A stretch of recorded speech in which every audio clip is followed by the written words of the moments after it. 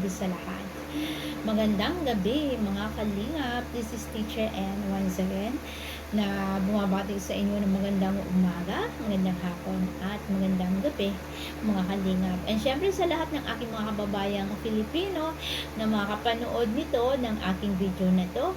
This is very informative. Kaya kanina nakapagbigay na ako ng live, kaya lang hindi ako nakukontento na hindi ko na ipapaabot sa inyo ng malinaw, maayos at talagang kakapulutan ninyo ito ng aral. So ayun mga kalingap, sabi ko nga, nakaramdam na ba kayo na parang kulang ang buhay ninyo?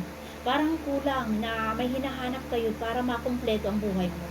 Pero kung iisipin mo, wala ka namang problema. Hindi ka naman nai-stress, maganda ang trabaho mo, masaya ang pamilya mo, nandyan ang mga friends mo. Wala kang stress, wala kang problema sa buhay. Pero feeling mo, you are still empty. Para bang you're still incomplete. Para bang, ano ba to? Parang hindi ka masaya. Na para bang may kulang na dapat na pupuno sa kakulangan ng iyong buhay. At yan ay na-experience ko mga kalingap 5 months or 4 months ago, I think. So, akala ko, ang kulang sa akin ay kumbaga, yung mga anak ko kasi ay malalayo sa akin. Yung siguro na homesick ako, namimiss ko sila. Pero kapag tinatawagan ko naman sila, nakakausap ko naman sila, nawawala ang homesick ko. Kumbaga, nawawala yung pagkamiss ko sa kanila. At saka yung apo ko, nawawala yung aking pagkakamiss. Pero, nagiging masaya ang pagkausap ko sila. After nun, parang nalulungkot na naman ako. Sabi ko, ano kaya to? So, nag-research ako and I have found out na tayo, mga tao, di ba, we are created by God. Tayo ay nilalang ng Panginoon.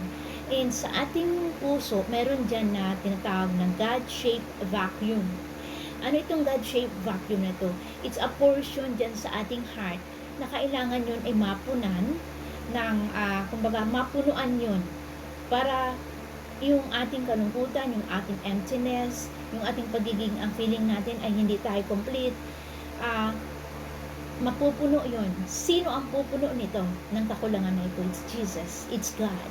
Because God has created us.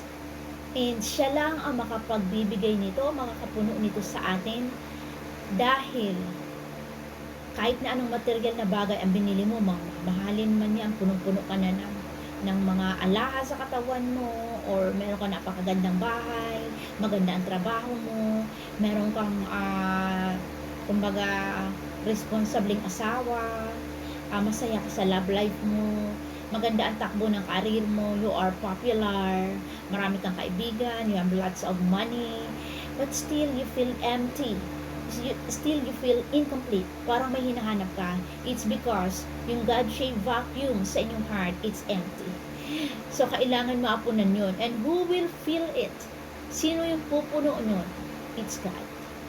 Only God will make it full. So kailangan nyo na kumbaga, yung relationship natin sa Panginoon ay kailangan natin ayusin. So, nung time na yon na 5 months ago, na-realize ko na busy ako sa kakatrabaho, na-busy ako sa pagbablog ko, na-busy ako sa, syempre kung anong mga ginagawa ko dito sa bahay, naglilinis-linis, mahilig kasi ako maglinis at mag-ayos ng bahay. Yun ang aking weakness, na halos naubos ang aking oras sa kakalinis, kakaayos ng mga bahay, pababago ng arrangement, ganun talaga ako. And, ayun, natutok ang aking attention dito sa bahay at saka sa pagbablog at saka sa aking trabaho at syempre sa aking din family. So, nawalan ako ng oras sa Panginoon.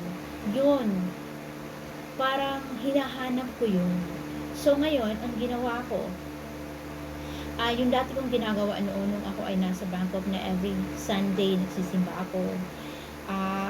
Kailangan meron akong time sa Panginoon talaga na kailangan ginagawa ko every Sunday, and huwag kalilimutan talaga magdasal bago matulog at pagkatapos pagkagising sa umaga, and always thank the Lord para maging masaya ka and satisfied ka sa anumang mga bagay na meron ka. At syempre, yung relationship talaga sa Panginoon ay wag na wag kakalimutan. So, palaging magsimba ay napaka-importante talaga. So, kahit na anong meron kang rangya sa buhay, kung wala kang magandang relationship with God, you feel empty sa iyong buhay. So, yan po ang kasagutan na bakit tayo ay feeling incomplete, feeling empty, because the God-shaped vacuum sa ating puso ay walang laman. And it's only God who will fill it. Okay guys, so that's all for today. And I hope you like this very informative video of mine. That's all, and see you all again on my next video. Bye-bye, and God bless everyone.